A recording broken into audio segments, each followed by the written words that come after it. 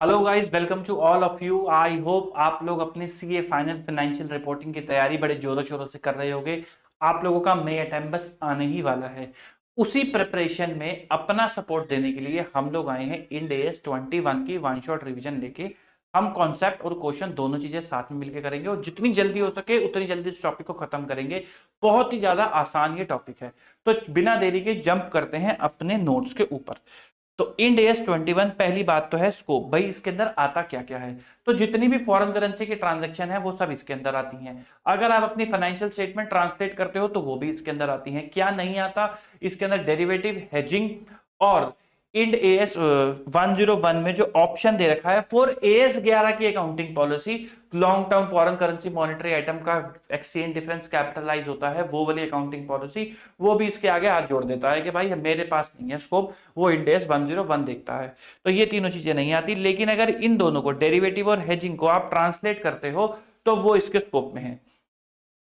फिर उसके बाद दो तरीके की करेंसी ये बताता है, प्रेजेंटेशन करेंसी और फंक्शनल करेंसी। एक और है फॉरेन करेंसी। फॉरेन करेंसी क्या है? जो फंक्शनल करेंसी नहीं है वो फॉरेन करेंसी है। मेन मुद्दा क्या है फंक्शनल करेंसी का? फंक्शनल करेंसी क्या होती है?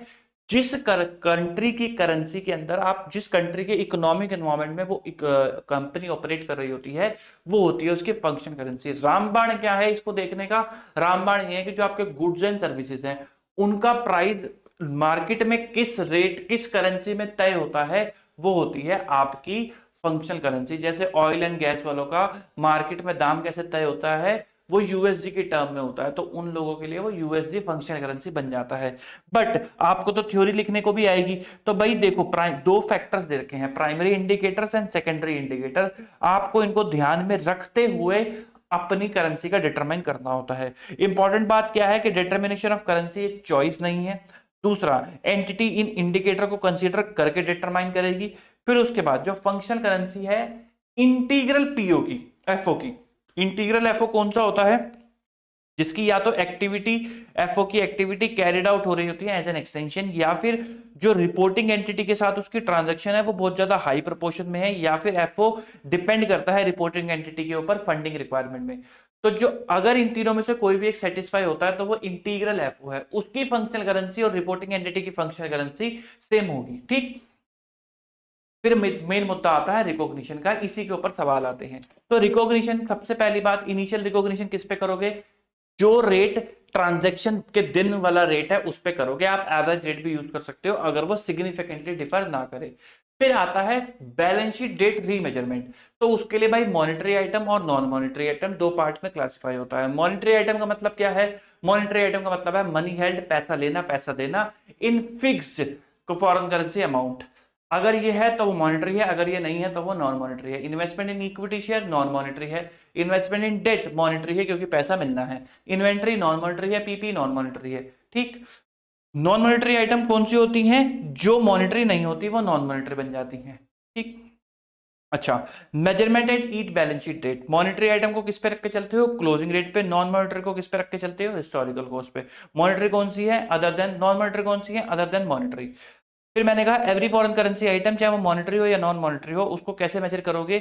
वो रेट लगा के जो डेट ऑफ ट्रांजैक्शन वाला रेट है। अगर क्लोजिंग रेट जो आप रीमेजरमेंट में यूज कर रहे हो वो रियलिस्टिक मेजरमेंट नहीं दे रहा, तो फॉरेन करेंसी आइटम को मेजर करना पड़ता है उसके मोस्ट लाइकली रिसीवेबल और पेबल के अमाउंट पे।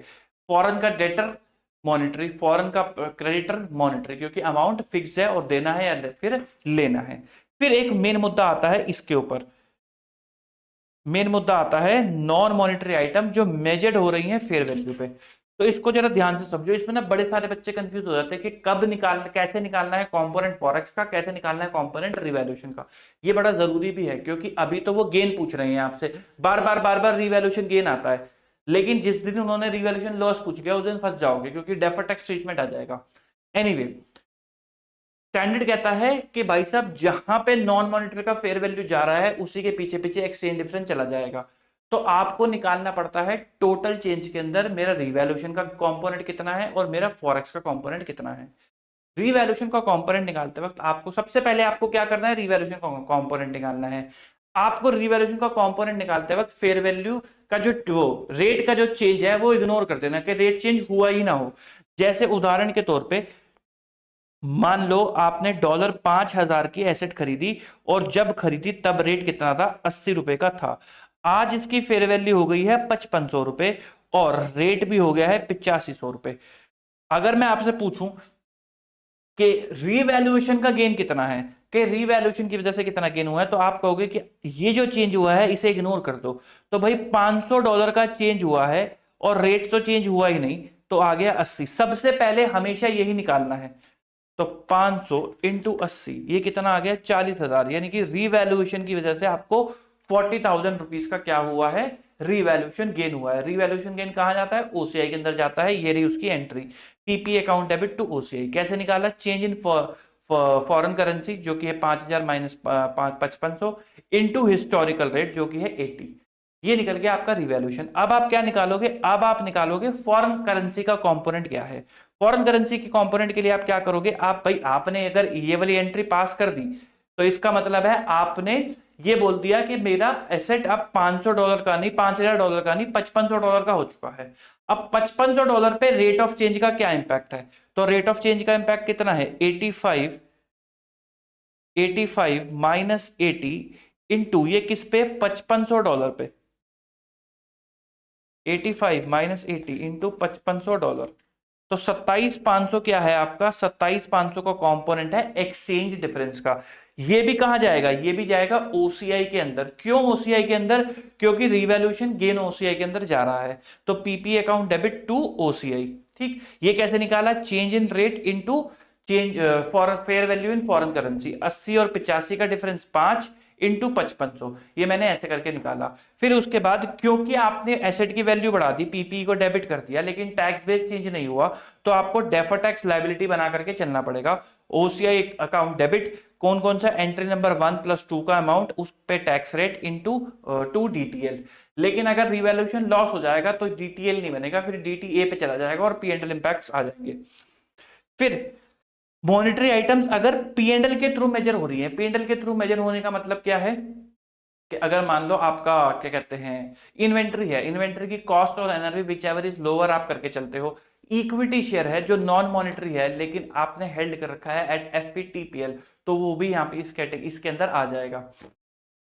तो जब आप उसकी फेयर वैल्यू निकालोगे उसमें आने वाला एक्सचेंज डिफरेंस कहां चला जाएगा, पीएनएल के अंदर चला जाएगा, क्योंकि रीवैल्यूएशन गेन और लॉस कहां जा रहा है, पीएनएल के अंदर जा रहा है। अगर इक्विटी शेयर एट एफवीटी ओसीआई है तो एक्सचेंज डिफरेंस कहां चला जाएगा, ओसीआई के अंदर चला जाएगा। क्यों, क्योंकि रीवैल्यूएशन फेयर वैल्यू गेन और लॉस है या रीवैल्यूएशन गेन और लॉस कहां जा रहा है, ओसीआई के अंदर जा रहा है।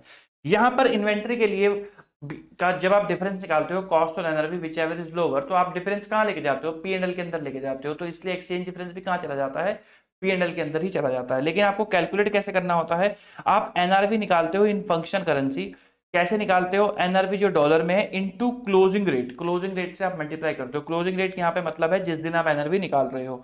फिर आप इसको कंपेयर करते हो कॉस्ट से, कॉस्ट और NRV which ever is lower, जो कि AS2 इंड AS2 में लिखा है, और एनी डिफरेंस जो होता है वो आपका पीएनएल में चला जाता है। तो ये जो टोटल डिफरेंस आता है ये आपका वैल्यू और एक्सचेंज दोनों की वजह से आता है और दोनों ही पीएनएल के अंदर चले जाते हैं, कोई दिक्कत वाली बात नहीं आती। तो treatment of exchange difference, general rule क्या है कि पीएनएल के अंदर जाएगा, लेकिन इसकी एक एक्सेप्शन अभी अभी हमने ऊपर पढ़ी है। वो क्या है कि जहां जहां पर फेयर अगर नॉन मॉनिटरी है तो फेयर वैल्यू गेन लॉस जहां जाएगा एक्सचेंज डिफरेंस भी वहीं चला जाएगा। 3 एक्सेप्शन इसके अंदर गिवन है। पहली एक्सेप्शन क्या है, एक्सचेंज डिफरेंस जब नेट इन्वेस्टमेंट पे आप निकालते हो। Net investment in foreign operation का मतलब क्या है कि जो अमाउंट ऑफ इन्वेस्टमेंट आपने कर रखा है, या फिर अगर आपने कोई लोन या लोन ले रखा है या दे रखा है लेकिन उसका रीपेमेंट का कोई प्लान नहीं है, मांगना ही नहीं है, तो वो क्या, वो कहां चला जाएगा, वो आपका नेट इन्वेस्टमेंट का पार्ट बन जाएगा। उस पे आने वाले जितने भी एक्सचेंज डिफरेंस हैं वो स्टैंड लोन के अंदर कहां जाते हैं, पीएनएल में। कंसोलिडेटेड फाइनेंशियल स्टेटमेंट के अंदर कहां चले जाते हैं, ओसीआई में। और ये होते हैं रिक्लासिफाइड टू पीएनएल। जैसे ही आप ये इन्वेस्टमेंट अपनी ऑपरेशंस को बेचोगे, हटाओगे अपनी बैलेंस शीट से, तो जितना भी फॉरेन ऑपरेशन होगा वो एफसीटीआर के अंदर पैसा पड़ा होगा ओसीआई वाला एक्सचेंज डिफरेंस, वो सारा का सारा रिक्लासिफाई हो जाएगा, कहां चला जाएगा, प्रॉफिट एंड लॉस अकाउंट के अंदर।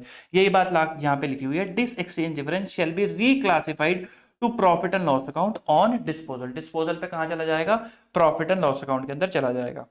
दूसरा एक्सेप्शन क्या है? हेजिंग का। जब आप कैश फ्लो हेजिंग करते हो तो एक्सचेंज डिफरेंस कहां चला जाता है?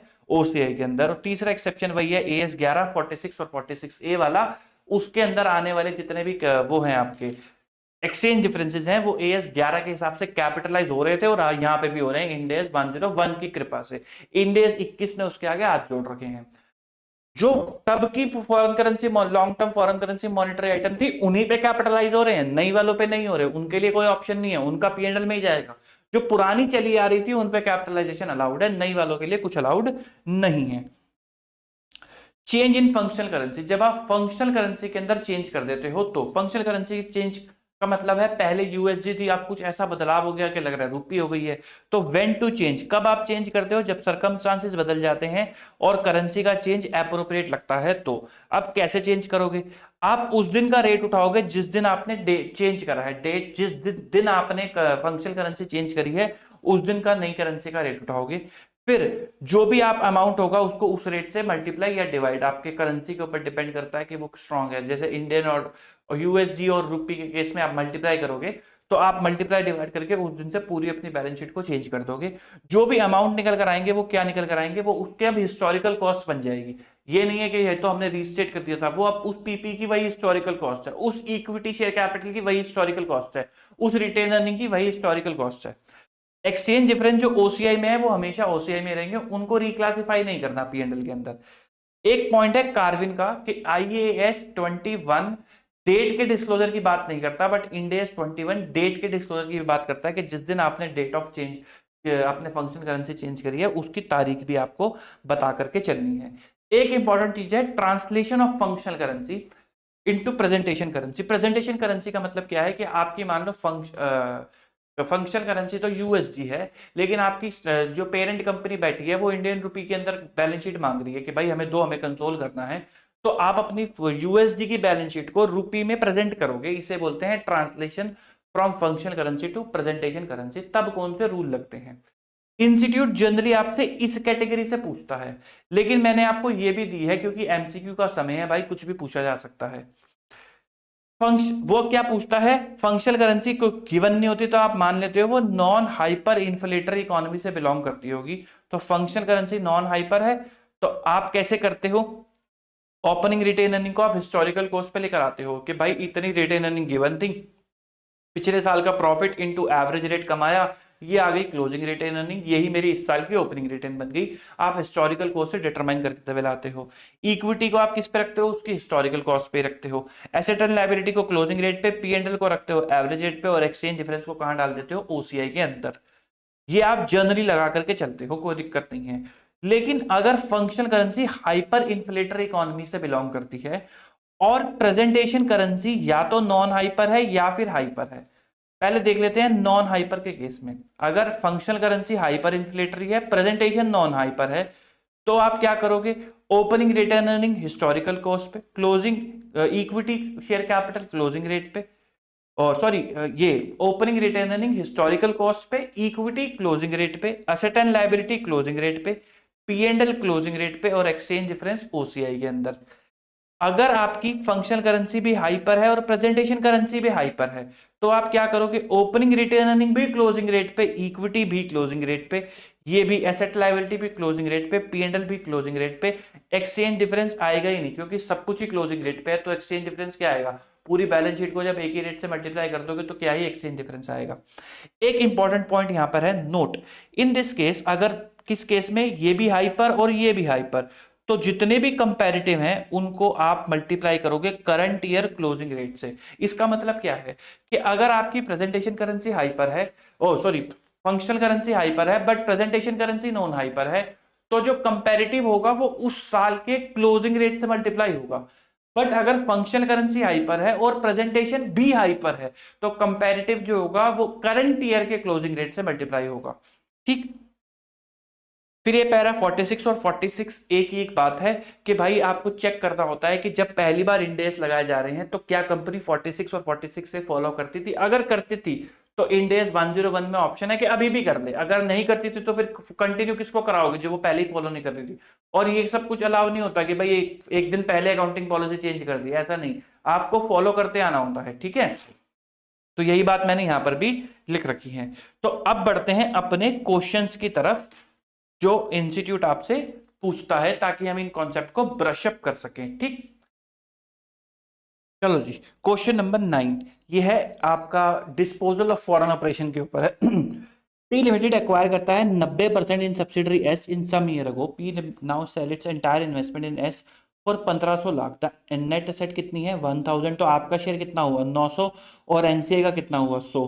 एक्सचेंज डिफरेंस क्यूमुलेटिव कितना पड़ा हुआ है 200, आपका कितना हुआ 180 और एनसीआई का कितना हुआ 20, और आपने 1500 में अपनी सारी इन्वेस्टमेंट बेच दी। अब कोई आपसे पूछे सिंपल भाषा में कि गेन लॉस कितना हुआ, तो आप कहोगे भाई साहब 1500 की चीज बेची, हमारे पास जो थी वो थी 900, तो हमें कितना पड़ा 1500 माइनस 900, 600 रुपए, 600 रुपए का हमें गेन हुआ। लेकिन एक एक्सचेंज डिफरेंस था 180 का, जो हम इकट्ठा करते आ रहे थे एक बाल्टी में, आज वो बिक गया तो वो भी रियलाइज हो गया, कितने का 180 का, तो टोटल गेन कितने हुआ 780 का, टोटल गेन कितने का हुआ 780 का। Same question but different value के साथ आपसे आरटीपी में भी पूछा गया है। आरटीपी का क्वेश्चन भी एक बार देख लेते हैं, तो लगे हाथ आपका आरटीपी भी पकड़ जाएगा। क्वेश्चन नंबर 16 ये राजी, पी लिमिटेड इनकॉर्पोरेट हुई है इंडिया में, जो ऑन करती है 70% interest in foreign entity S limited, 70% on करती है, उसने बेच दिया 32,000 का अपना शेयर, तो नेट एसेट में उसका शेयर कितना था 2800, एनसीआई का था 1200, फॉरेन करेंसी रिजर्व कितना था 630, एनसीआई का था 270। तो अगर कोई पूछे भाई 3200 की चीज बेची, 2800 अपनी वैल्यू थी, तो गेन हुआ 400 का, लेकिन बाल्टी में एक जगह 630 का एक गेन हम इकट्ठा करते आ रहे थे, बहुत सालों से इकट्ठा करते आ रहे थे, आज जैसे ही वो बिक गया तो वो भी तो रियलाइज हो गया, तो 630 भी रियलाइज हो गया, तो टोटल कितना गेन हुआ 1030 का। यही इसका आंसर है। आप आंसर देखना चाहोगे, मैं आपको आंसर भी दिखा देता हूं, ये रहा जी, गेन कितना आ रहा है 1030 का। उन्होंने एंट्री कर रखी है, एंट्री आई होप आप समझ लोगे भाई कितने का बेचा 3200 का बेचा। नेट एसेट तो आप पूरी रिकॉग्नाइज करते हो, खाली अपना थोड़ी ना करते हो, पहले पूरी रिकॉग्नाइज करते हो फिर एनसीआई रिकॉग्नाइज करते हो, तो इसलिए पूरी की पूरी नेट एसेट उड़ा दी और फिर एनसीआई उड़ा दिया, तो 400 माइनस 1200 करोगे तो वही आ जाएगा।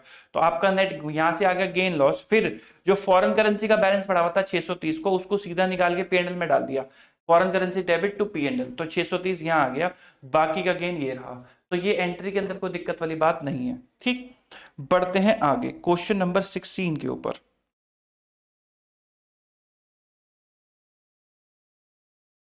हाईलाइट इज एन एंटिटी जिसकी फंक्शनल करेंसी है रूपी और एनुअल रिपोर्टिंग डेट है 31 दिसंबर। 1 जुलाई 2003 को हाईलाइट लिमिटेड ने पीपीई परचेज करा ऑन क्रेडिट डीएन 4 लाख का। ऑन नवंबर 2013 हाईलाइट ने पेमेंट कर दी डीएन 1,80,000 की सप्लायर को। बैलेंस जो है अभी भी आउटस्टैंडिंग है। हाईलाइट की पॉलिसी है हिस्टोरिकल कॉस्ट लगाने की और डेप्रिशिएट करने की एट 20% पर एनम। आइटम की residual value at the end कुछ भी नहीं है, नॉट एक्सपेक्टेड। और रेट आपको दे रखे हैं जिस दिन खरीदा उस दिन का, जिस दिन पेमेंट करी उस दिन की, और क्लोजिंग, ये रेट आपके लिए रेलेवेंट ही नहीं है। तो मैं कह रहा हूं 1 जुलाई को जब खरीदा होगा तो क्या एंट्री करी होगी, 1 जुलाई को उसने एंट्री करी होगी PPE account debit DN 4 lakh divided by 10, 40,000 rupees से, रुपीज 40,000 टू पेबल 40,000। फिर इसके बाद क्योंकि हिस्टोरिकल कॉस्ट है, बाहर में जाए तो मॉनिटरी नॉन मॉनिटरी, ये तो नॉन मॉनिटरी आइटम है, बाहर में गया फॉरेन, आगे के क्लोजिंग रेट आपको 40,000 को क्या करना है सीधा डेप्रिशिएट करना है 20% पे, क्योंकि जुलाई में खरीदा है तो 10% पे डेप्रिशिएट करना, 4,000 रुपए 36,000 की वैल्यू आ जाएगी। तो पीपी के अंदर तो कोई कलेश है नहीं। मेन आता है पेबल, तो पेबल का अकाउंट बना लेते हैं भाई। बाय पीपी आपने बुक करा कितने का पेबल 40,000 रुपए का, डॉलर में मत बना देना अकाउंट को, ठीक है। फिर उसके बाद टू आपने क्या करा, पेमेंट करी बीच में 1,80,000 डेन की। जिस दिन आपने पेमेंट करी उस दिन रेट कितना था 7.2, तो 1,80,000 डिवाइडेड बाय 7.2, 25,000। क्लोजिंग बैलेंस आपके पास कितना आ गया, to balance CD, closing balance आपके पास बचेगा 4 लाख माइनस 1,80,000 डिवाइडेड बाय 8, 27,500 का आपके पास क्लोजिंग बैलेंस बचेगा। 27,500 प्लस 25,000 माइनस 40,000, 12,500 का क्या हो गया आपके पास? Exchange loss, balancing figure, exchange loss, यह आ गया आपका बैलेंसिंग फिगर, और कुछ भी नहीं है इस सवाल के अंदर।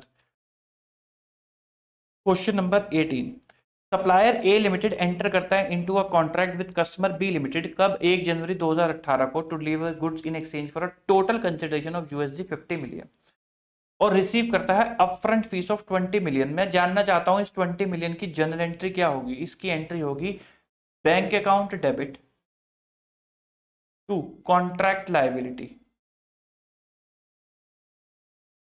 20 मिलियन इनटू इस दिन जो भी रेट होगा।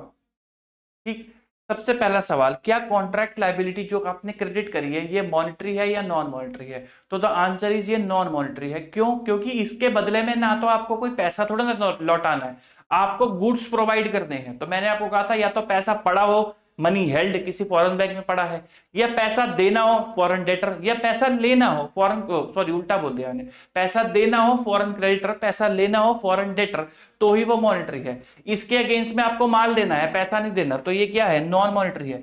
तो क्या इसको रीस्टेट करोगे हर बैलेंस शीट डेट पे? ना जी ना, ये जैसा है वैसे ही पड़ा रहेगा हिस्टोरिकल कॉस्ट पे। फिर on this date the functional currency जो है वो INR है। Goods are deliver and revenue recognise हो गया 31 मार्च 2018 पे। USD 30 million received on 1 April 2018 in full and final settlement of the consideration. Set the date of transaction for advance consideration recognition of revenue. Also state the amount of revenue in INR to be recognise on the date of, वो कहता है date of transaction for advance consideration and recognition of revenue बताओ जी। तो revenue तो आप मार्च में ही recognise करोगे, 31 मार्च को रिकॉग्नाइज करोगे। एडवांस की अकाउंटिंग हमने कर दी, इंटू रेट से मल्टीप्लाई कर देना। Also state the amount of revenue in INR to be recognise on the date of recognition of revenue. तो जिस दिन आप 50 मिलियन रिकॉग्नाइज करोगे उस दिन जो रेट होगा उससे आप मल्टीप्लाई कर दोगे। एक्सचेंज रेट जनवरी का कितना है और मार्च का कितना है? 72 और 75। तो यहाँ पे आप आएगा 72, तो 20 मिलियन इंटू 72, आप कॉन्ट्रैक्ट लाइबिलिटी दिखाओगे 1440 की। फिर उसके बाद जब आपने माल बेच दिया 31 मार्च को, मैं 31 मार्च की एंट्री भी कर दूं क्या? हाँ जी कर दो। तो 31 मार्च को जब आपने माल बेच दिया तो आप कहोगे contract liability debit 1440 to revenue और trade receivable debit to revenue. Trade receivable कितने से डेबिट करोगे? ट्रेड रिसीवेबल करोगे 75 इंटू 30 मिलियन, 2250 प्लस 1440, रेवेन्यू आप बुक कर लोगे 3690 का। फिर 1 अप्रैल को तो पेमेंट ही होगी, तो रेट ऑफ एक्सचेंज तो क्या ही चेंज होगा। लेकिन अगर चेंज होता तो आप ट्रेड रिसीवेबल को क्या कर देते? आप ट्रेड रिसीवेबल को क्या कहते हैं, रीट्रांसलेट करते उसके दिन के हिसाब से। आओ जी, ए लिमिटेड एक non monetary contract liability recognise करेगा 1440 मिलियन की बाय ट्रांसलेटिंग 20 इंटू 72 के रेट पे। रिकॉग्नाइज करेगा रेवेन्यू कब? मार्च 18 में। डिटरमाइन करेगा on the date of transaction revenue relating to the advance of consideration 20। फिर 1440 पे वो डी रिकॉग्नाइज करेगा। हाँ हाँ 75। रिसीवेबल 30 मिलियन मॉनिटरी आइटम है, उसको ट्रांसलेट करना होगा क्लोजिंग रेट पे। लेकिन उन्होंने ये नहीं बताया कि रेवेन्यू कितना रिकॉग्नाइज होगा। Recognise revenue and receivable for remaining USD 30 million using exchange rate of 30 million. Derecognise non monetary contract liability 20, recognise 20 million revenue at 72। वही जो हमने करा है वही उन्होंने अंग्रेजी में लिखा हुआ है। Question number 23, on 1 April 2001 makers limited raise करते हैं long term loan from foreign investor. The investor subscribe for 6 million foreign currency loan notes at par. It incurred incremental cost of issue foreign currency की 2 लाख रुपए। Interest जो है foreign currency unit में FCY में 6 लाख रुपए is payable annually on 31 March. The loan is repayable in FCY 31 March 2007 at a premium. Effective annual EIR आपको दे रखा है 12% का।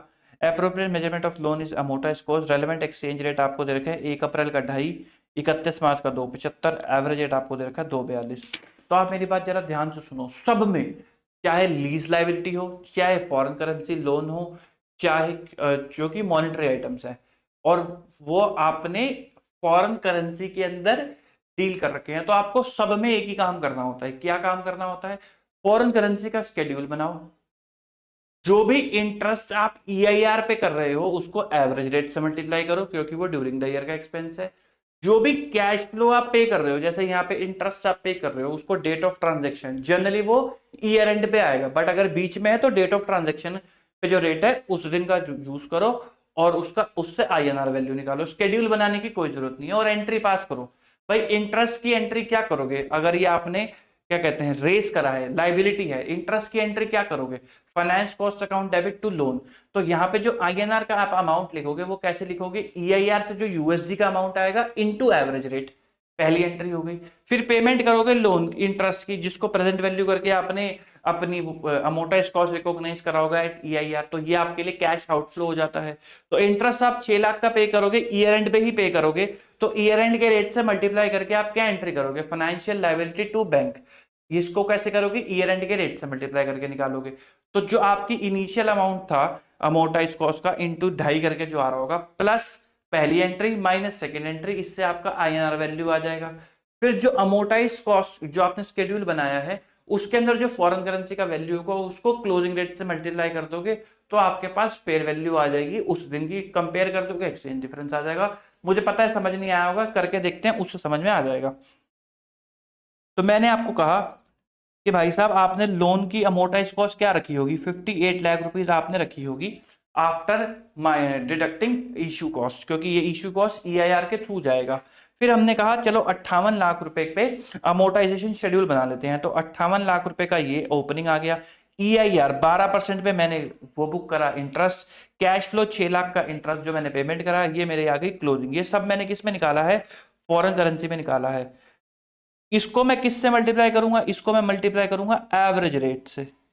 इसको मैं किससे मल्टीप्लाई करूंगा, इसको मैं मल्टीप्लाई करूंगा डेट ऑफ ट्रांजैक्शन के रेट से, जो कि क्लोजिंग ईयर एंड है, तो इसलिए ईयर एंड से मल्टीप्लाई हो रहा है। जब 58 लाख रुपए रिकॉग्नाइज करे होंगे 1 अप्रैल को, तो 2.5 रुपए का रेट था, तो आपने मल्टीप्लाई करा होगा 2.5 से, और इतने रुपए का लोन रिकॉग्नाइज कर रखा होगा। अभी आपकी बुक्स में कहा कुछ जगह नहीं है क्या, ये रहा।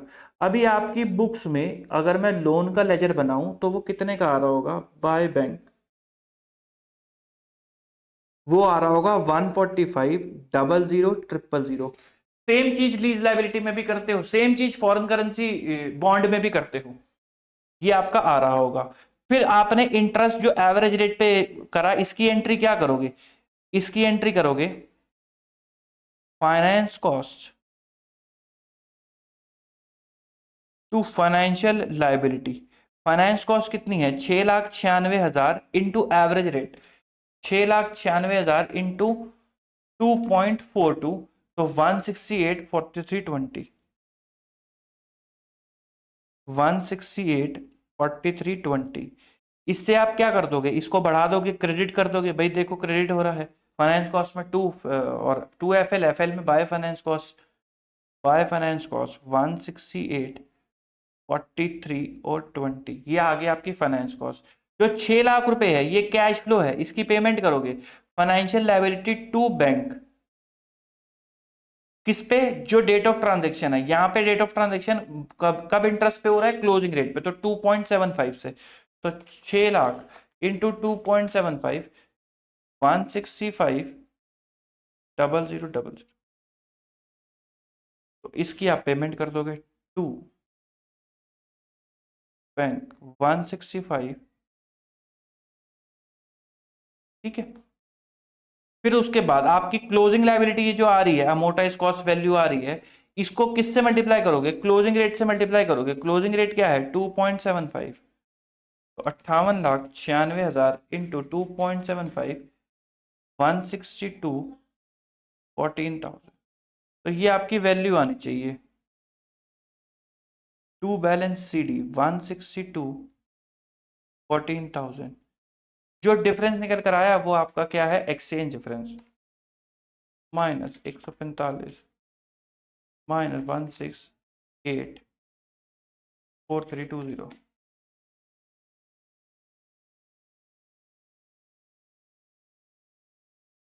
By exchange loss 1679680। देख लो जी, यहाँ पे भी यही आ रहा होगा 1679680, सिंपल। चलो जी, एक क्वेश्चन कर लेते हैं एसेट वाला भी।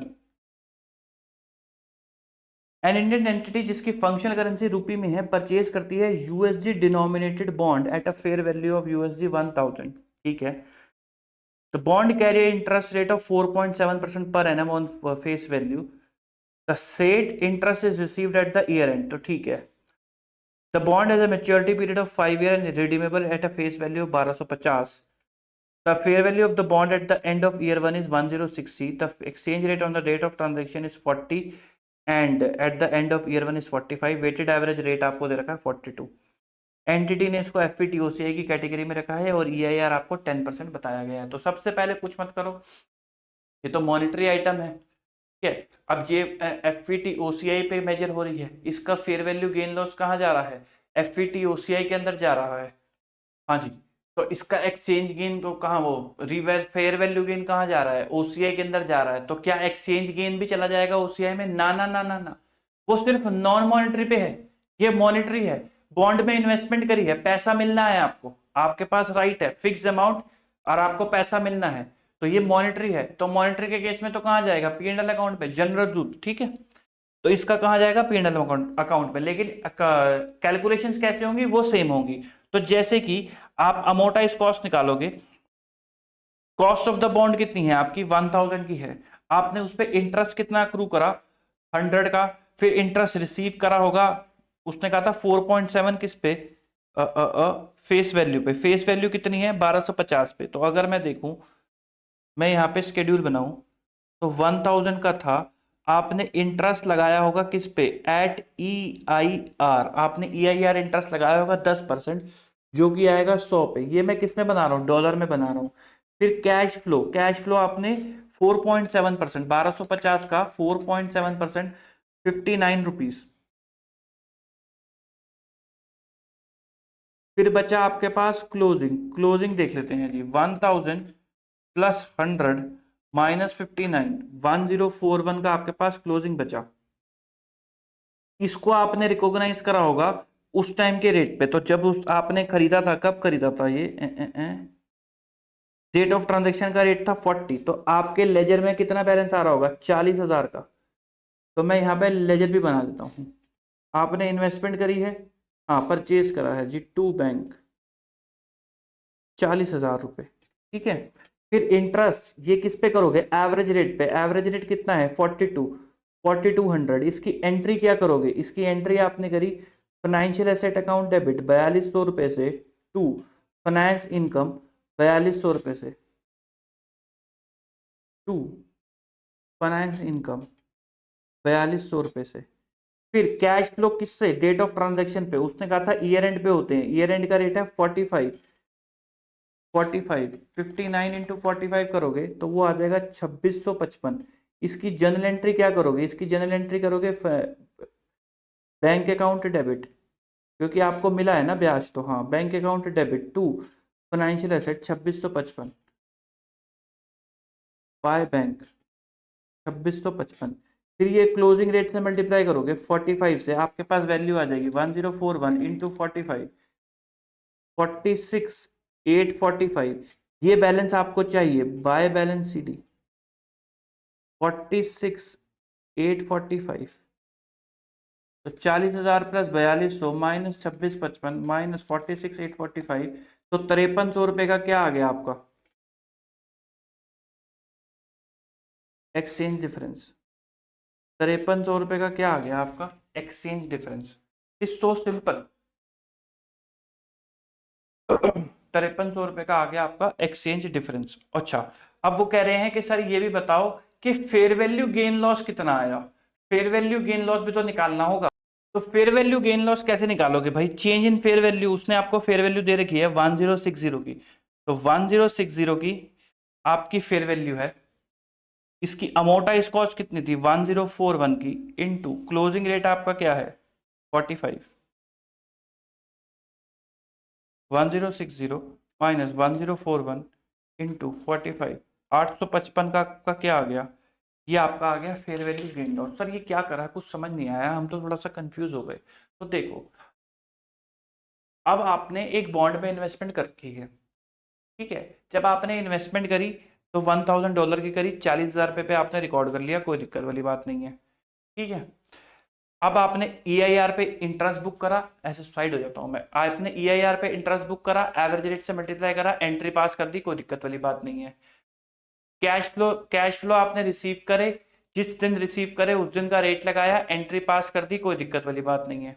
आपका लेजर तो चल रहा था, ऐसे समझो अकाउंटिंग कैसे हो रही होगी। फिर आपकी डॉलर की वैल्यू निकल कर आ गई 1041। आपने कहा कि भाई ये वैल्यू, अभी आपने फेयर वैल्यू को पिक्चर में नहीं लाया, अपन तो ये देख रहे हैं कि भाई ये अमोर्टाइज कॉस्ट होनी चाहिए थी, क्लोजिंग रेट पे ये इतनी होनी चाहिए थी, मेरे लेजर में जितना बैलेंस आ रहा है माइनस दिस कर दूंगा तो मेरा क्या आ जाएगा, एक्सचेंज गेन लॉस, क्योंकि आपने फेयर वैल्यू का तो डिस्कशन ही नहीं करा अब तक। अब वो बोल रहा है कि फेयर वैल्यू कितनी है, तो भाई साहब इसको आप कंपेयर करोगे ना उसकी यूएसजी की फेयर वैल्यू से, तो इसकी यूएसजी की फेयर वैल्यू कितनी गिवन है 1060, और आज का रेट कितना है 45, ये हो गई आपकी यूएसजी INR की फेयर वैल्यू। एक्सचेंज डिफरेंस कैसे आया कि भाई आप तो बस सिंपल एंट्री डालते जा रहे थे, आपके लेजर ने ये पिक्चर दिखा रखी थी, आपने कहा यार ये नहीं होनी चाहिए ये होनी चाहिए, तो डिफरेंस क्या हो गया, एक्सचेंज गेन लॉस। जब आपसे बोला गया फॉरेन फेयर वैल्यू बताओ, तो आपने कहा भाई फेयर वैल्यू तो डॉलर में निकलेगी क्योंकि बॉन्ड डॉलर में है, तो मेरी डॉलर की वैल्यू, अगर मैं डॉलर में लेजर बनाता तो कितना आता 1041, लेकिन मेरे को चाहिए कितना होता 1060, तो मैंने कितना गेन कर लिया, जो भी 1060 माइनस 1041, 19 का गेन कर लिया, $19 का। $19 आज के दिन के रेट के हिसाब से क्या है 45,855, सिंपल। ठीक, तो ये भी इन्होंने यहाँ पे भी इन्होंने यही कर रखा है, उन्होंने जो जो हमने ये सब एंट्रियां करी है ना, उन्होंने इसकी कंबाइन एंट्री कर रखी है, आप अलग अलग भी कर सकते हो, कोई दिक्कत वाली बात नहीं है। आओ जरा एक और क्वेश्चन देखते हैं, क्वेश्चन नंबर 28। क्वेश्चन नंबर 28, तो हरी लिमिटेड ने परचेज करा इक्विपमेंट 10-200 CAD का from Canada supplier on credit basis on 31 January 2020। Hari limited की फंक्शनल करेंसी क्या है, INR है, और फेयर वैल्यू जो इक्विपमेंट की मार्च 2020 में है वो 12,100 है। ठीक है भाई, सिंपल सी बात है, 10-200 का खरीदा था, 12,100 की फेयर वैल्यू हो गई, पेमेंट करी है मार्च 21 के अंदर, fair value of the equipment remain unchange for the year ended on 31 March 2021। Transaction वाले दिन, जिस दिन आपने ट्रांजेक्शन करी है यानी कि 31 जनवरी को, तब रेट था 57.69 का, मार्च 20 में रेट हो गया 62.12 का, 21 में हो गया 69.24 का, टैक्स रेट आपको दे रखा है 25%। तो आप कुछ नहीं करना, पहला काम आपको क्या करना है, अपनी भूल जाओ कि एक्सचेंज रेट बदला है, भूल जाओ एक्सचेंज रेट बदला है, बस अपने एसेट की वैल्यू बढ़ाओ। भाई 10-200 की चीज आपकी क्या होगी 12,100 की होगी, तो 10-200 माइनस 12,100 करा तो 1900 CAD से, कैनेडियन डॉलर से आपकी वैल्यू बढ़ गई। एक्सचेंज रेट तो आप भूल गए, तो आप क्या यूज करोगे, डेट ऑफ ट्रांजैक्शन का रेट जो हिस्टोरिकल रेट यूज होता है इनटू 57.68, तो 109592 आपका क्या आ गया, रीवैल्यूएशन गेन आ गया। सबसे पहले उसकी एंट्री पास कर दो, 109592 की आपने एंट्री पास कर दी, ये वाली दोनों एंट्री है, सिंपल है भाई। वो कह रहा है जब परचेज करी होगी तो इक्विपमेंट किस पे रिकॉर्ड करा होगा, 10-200 इंटू 57.68, उसकी एंट्री कर दी।